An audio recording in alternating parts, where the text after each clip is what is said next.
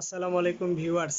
আমি এখন আপনাদের সাথে যে ব্যবসার আইডিয়াটি শেয়ার করব, ব্যবসাটি আপনি করবেন, তবে আপনি নিজে পরিশ্রম না করে একজন লোক দিয়ে ব্যবসাটি করাবেন, আপনি নিজে ইনভেস্ট করবেন। ব্যবসাটি হচ্ছে মাছের ব্যবসা।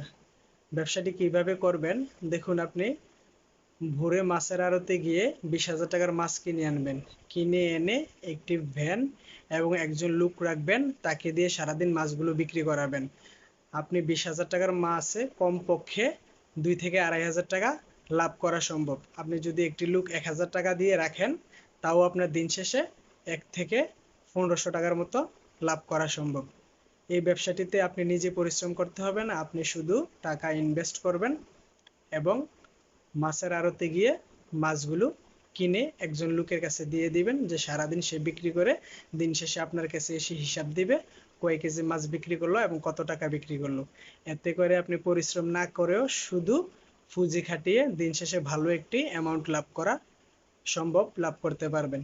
এই ক্ষেত্রে যে লোকটিকে রাখবেন, লোকটি অবশ্যই বিশ্বস্ত হতে হবে। ধন্যবাদ সবাইকে।